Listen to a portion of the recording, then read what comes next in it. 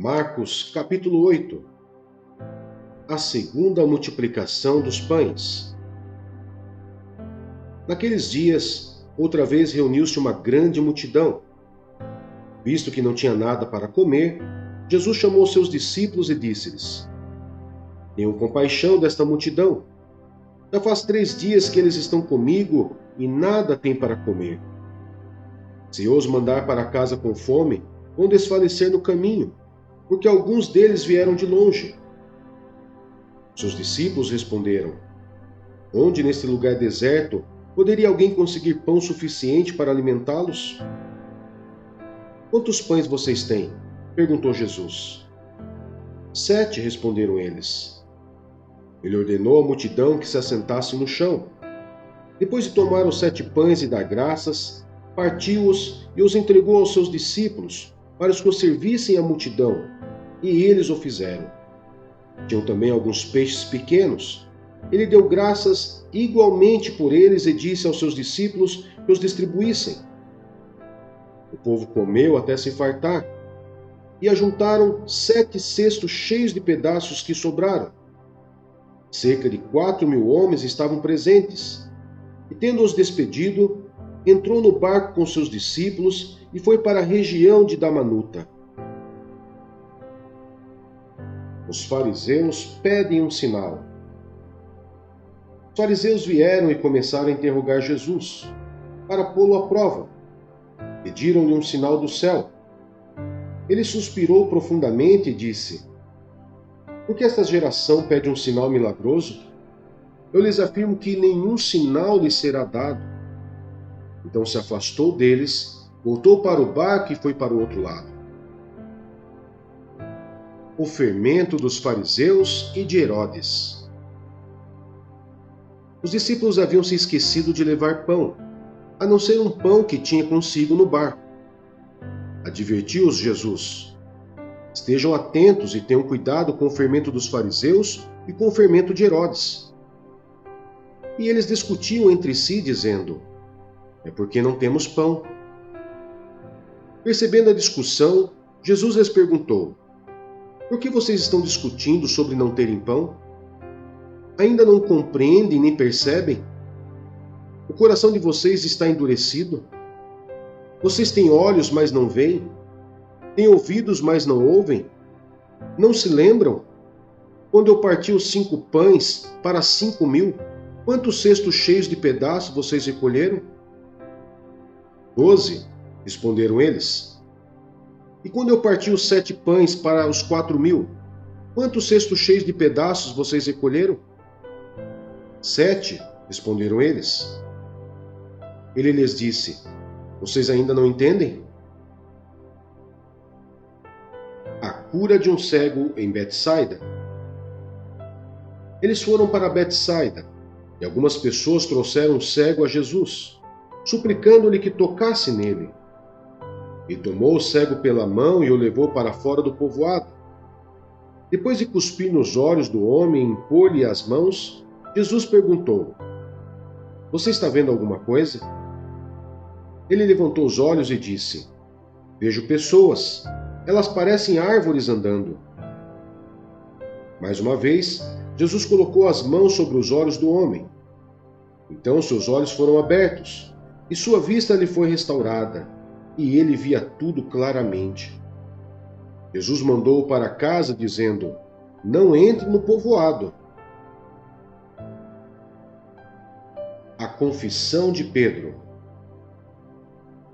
Jesus e os seus discípulos dirigiram-se para os povoados nas proximidades de Cesareia de Filipe. No caminho, ele lhe perguntou: Quem o povo diz que eu sou? Eles responderam: Alguns dizem que és João Batista, outros Elias, e ainda outros um dos profetas. E vocês? Perguntou ele. Quem vocês dizem que eu sou? Pedro respondeu: Tu és o Cristo. Jesus os advertiu que não falassem a ninguém a seu respeito. Jesus prediz sua morte e ressurreição. Então ele começou a ensinar-lhes que era necessário que o Filho do Homem sofresse muitas coisas e fosse rejeitado pelos líderes religiosos, pelo chefe dos sacerdotes e pelos mestres da lei, fosse morto e 3 dias depois ressuscitasse. Ele falou claramente a esse respeito. Então Pedro, chamando-o à parte, começou a repreendê-lo. Jesus, porém, voltou-se, olhou para os seus discípulos e repreendeu Pedro, dizendo: Para trás de mim, Satanás! Você não pensa nas coisas de Deus, mas nas dos homens. Então ele chamou a multidão e os discípulos e disse: Se alguém quiser acompanhar-me, negue-se a si mesmo, tome a sua cruz e siga-me. Pois quem quiser salvar a sua vida, a perderá. Mas quem perder a sua vida por minha causa e pelo Evangelho, a salvará. Pois que adianta o homem ganhar o mundo inteiro e perder a sua alma? Ou o que o homem poderia dar em troca de sua alma? Se alguém se envergonhar de mim e das minhas palavras nesta geração adúltera e pecadora, o Filho do Homem se envergonhará dele quando vier na glória de seu Pai, com os santos anjos. Jó, capítulo 4. Elifaz.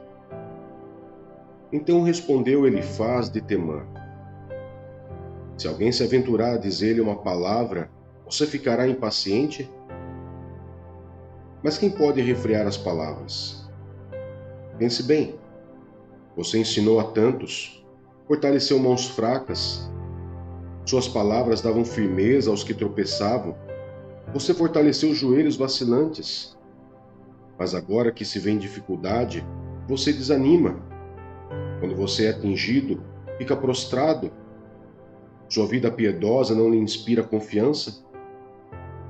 E o seu procedimento irrepreensível não lhe dá esperança? Reflita agora. Qual foi o inocente que chegou a perecer?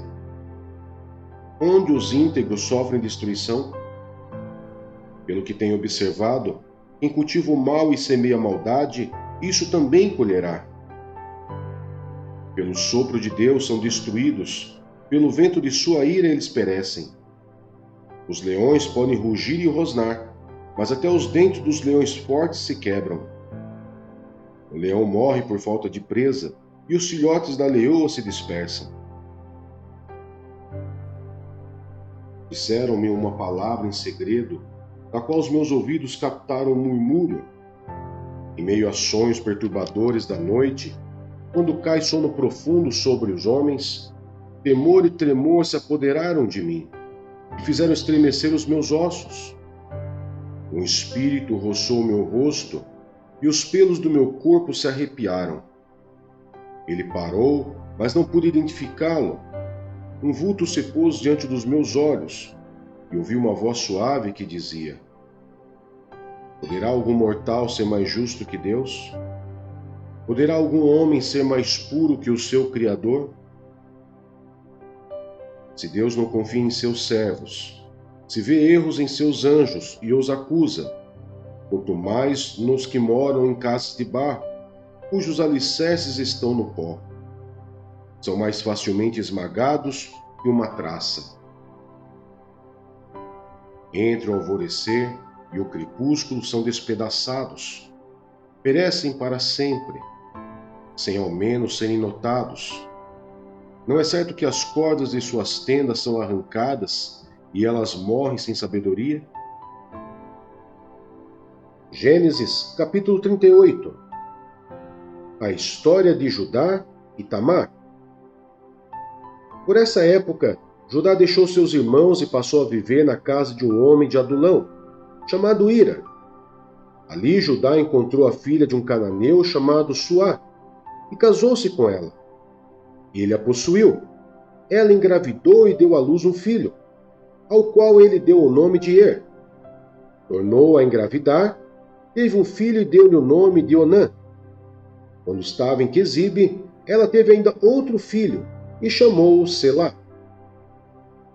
Judá escolheu uma mulher chamada Tamar para Er, seu filho mais velho. Mas o Senhor reprovou a conduta perversa de Er, filho mais velho de Judá, e por isso o matou. Então Judá disse a Onã: case-se com a mulher do seu irmão, cumpra suas obrigações de cunhado para com ela e dê uma descendência a seu irmão. Mas Onã sabia que a descendência não seria sua.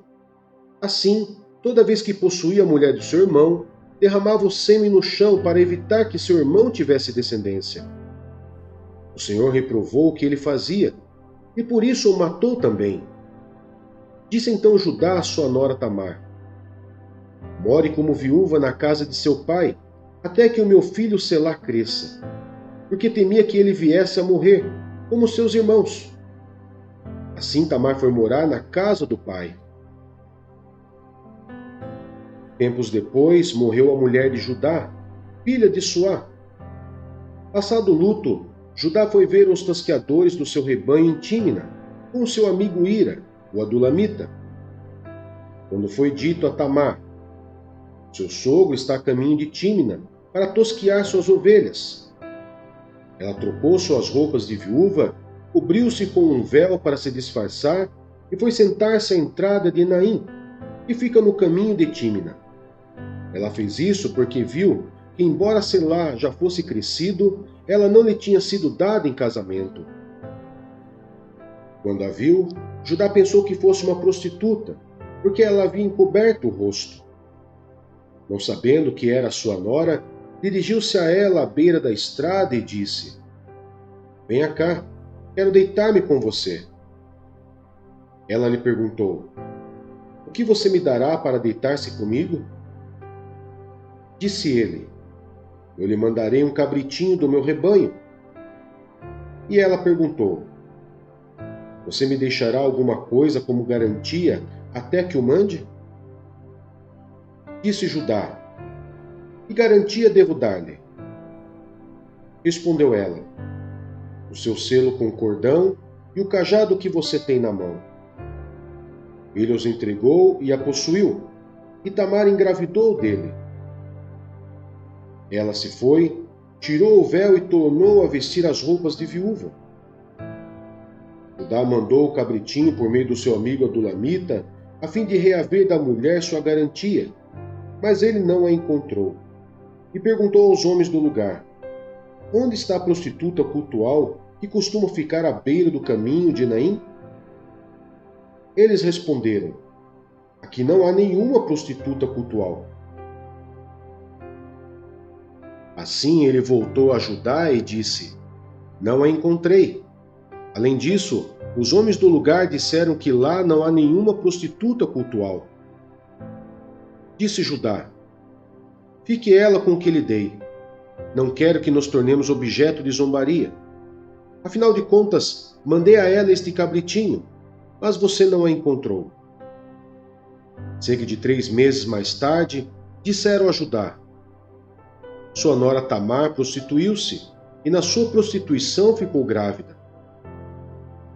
Disse Judá: traga-no para fora e queime-na viva.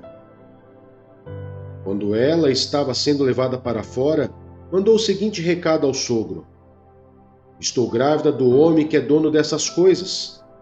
E acrescentou: veja se o senhor reconhece a quem pertence esse selo, este cordão e este cajado.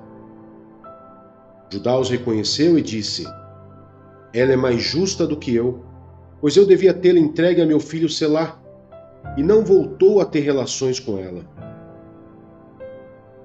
Quando lhe chegou a época de dar à luz, havia gêmeos em seu ventre.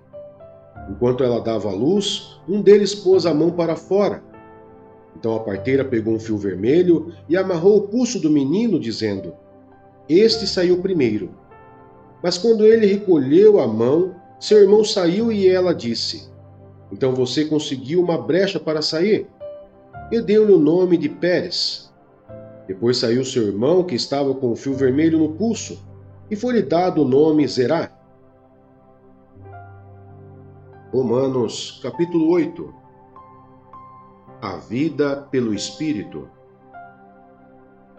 Portanto, agora já não há condenação para os que estão em Cristo Jesus, porque por meio de Cristo Jesus, a lei do Espírito de vida me libertou da lei do pecado e da morte.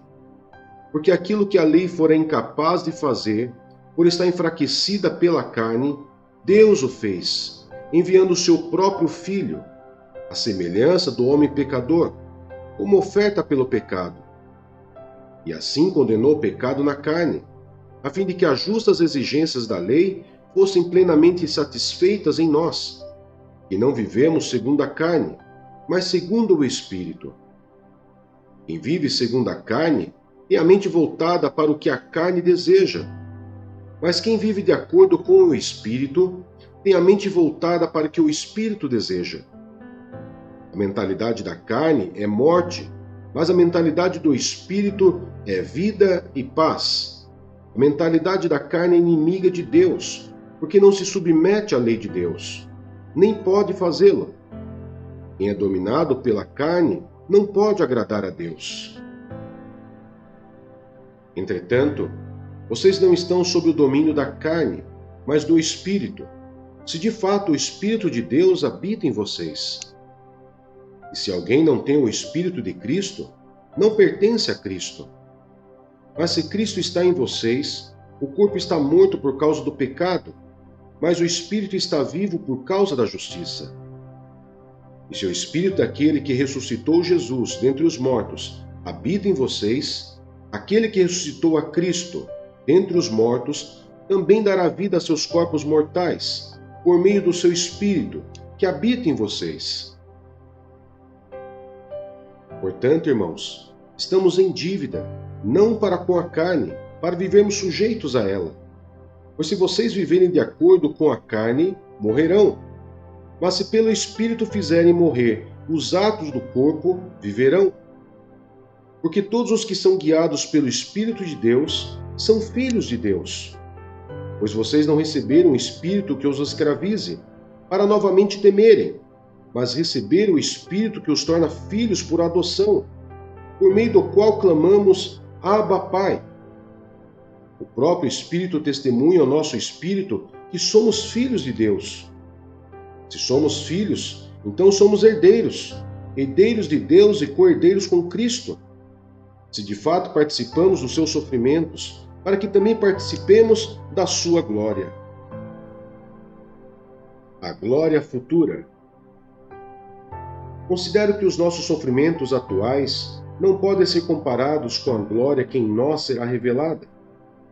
A natureza criada aguarda com grande expectativa que os filhos de Deus sejam revelados, pois ela foi submetida à inutilidade, não pela sua própria escolha, mas por causa da vontade daquele que a sujeitou, na esperança de que a própria natureza criada será libertada da escravidão, da decadência em que se encontra, recebendo a gloriosa liberdade dos filhos de Deus. Sabemos que toda a natureza criada geme até agora, como em dores de parto. E não só isso, mas nós mesmos, que temos os primeiros frutos do Espírito, gememos interiormente, esperando ansiosamente nossa adoção como filhos, a redenção do nosso corpo. Pois nessa esperança fomos salvos. Mas esperança que se vê não é esperança. Quem espera por aquilo que está vendo? Mas se esperamos o que ainda não vemos, aguardamo-lo pacientemente. Da mesma forma, o Espírito nos ajuda em nossa fraqueza, pois não sabemos como orar, mas o próprio Espírito intercede por nós com gemidos inexprimíveis. E aquele que sonda os corações conhece a intenção do Espírito, porque o Espírito intercede pelos santos de acordo com a vontade de Deus. Mais que vencedores. Sabemos que Deus age em todas as coisas para o bem daqueles que o amam, dos que foram chamados de acordo com o seu propósito. Pois aqueles que de antemão conheceu, também os predestinou para serem conformes à imagem de seu Filho, a fim de que ele seja o primogênito entre muitos irmãos. E aos que predestinou, também chamou. Aos que chamou, também justificou. Aos que justificou, também glorificou. E diremos, pois, diante dessas coisas? Se Deus é por nós, quem será contra nós? aquele que não poupou seu próprio filho, mas o entregou por todos nós, como não nos dará juntamente com ele, e de graça, todas as coisas? Quem fará alguma acusação contra os escolhidos de Deus? É Deus quem os justifica. Quem os condenará? Foi Cristo Jesus que morreu, e mais, que ressuscitou e está à direita de Deus, e também intercede por nós. Quem nos separará do amor de Cristo? Será tribulação, ou angústia, ou perseguição, ou fome, ou nudez, ou perigo, ou espada? Como está escrito: por amor de ti enfrentamos a morte todos os dias. Somos considerados como ovelhas destinadas ao matadouro. Mas em todas estas coisas somos mais que vencedores, por meio daquele que nos amou. Pois estou convencido de que nem morte nem vida, nem anjos nem demônios, nem o presente nem o futuro, nem quaisquer poderes, nem altura nem profundidade, nem qualquer outra coisa na criação será capaz de nos separar do amor de Deus que está em Cristo Jesus, nosso Senhor.